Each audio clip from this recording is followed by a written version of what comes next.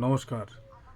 অনেকে আমায় জিজ্ঞাসা করে, ভাই তোমার কপালে এত ভাঁজ কেন? বয়স তো বেশি হয়নি।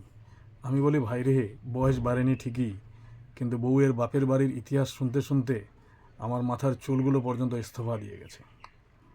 অত্যাচারের প্রথম কিস্তি হলো ওনার সেই কাল্পনিক হবু স্বামীরা। ঝগড়া শুরু হলেই বউ ওনার সেই কাল্পনিক মিউজিয়ামের ফাইল খুলে বসেন। বলবে, জানো, আমায় যে দুবাই ফেরত ইঞ্জিনিয়ারটা দেখতে এসেছিল, সে তো আমার একটা হাসির জন্য নিজের বিএমডব্লিউ গাড়িটা আমার নামে লিখে দিতে চেয়েছিল। আর ওই যে বিসিএস অফিসারটা, সে তো আমার ফটো দেখে 3 দিন ভাত খায়নি। আরে ম্যাডাম, অফিসার ভাত খায়নি মানে সে প্রেমে পড়েনি। সে আপনার ফিউচার প্ল্যানিং বুঝতে পেরে ভয়ে তার হজম শক্তি হারিয়ে ফেলেছিল। সেই সব বীর পুরুষরা বুদ্ধিমান ছিল বলে বেঁচে গেল, আর আমি গাধা বলে আজ আপনার পুরনো কাসন্দির ডাস্টবিন হয়ে বসে আছি। সবচাইতে বড় ট্র্যাজেডি হলো, আমার গোষ্ঠীর সবাই ওনার চোখে খ্যাত, আর ওনার বাপের বাড়ির সবাই হলো নীল রক্ত।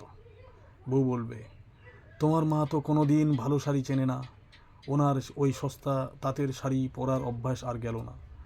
আর তোমার বাবা সারা জীবন তো ওই বাসের ভিড় ঠেলে অফিস করেই কাটালেন, কোনো আভিজাত্য নেই।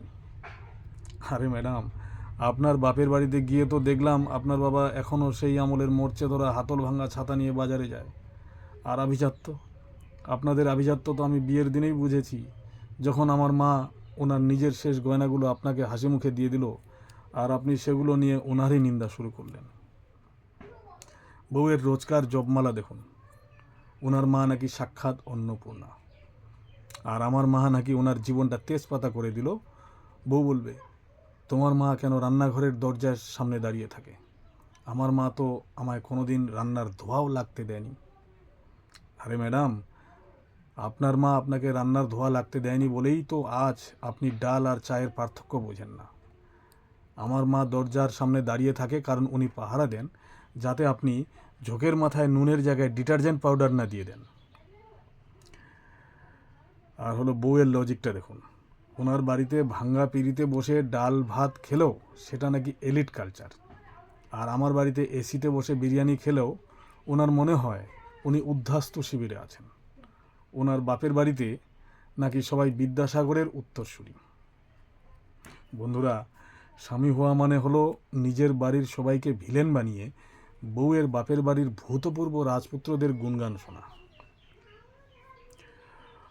পায়ের আওয়াজ শোনা যাচ্ছে, মনে হয় বউ আসছে। ওনার বাপের বাড়ির সেই এনআরআই পাত্রের 10 নম্বর গুণের ফিরিস্তি শোনাতে বিদায়। আমার জীবনটা এখন একটা সেকেন্ড হ্যান্ড মাল হয়ে গেছে, যার তুলনা সবসময় ব্র্যান্ড নিউ সুপাত্রদের সাথে করা হয়। ধন্যবাদ।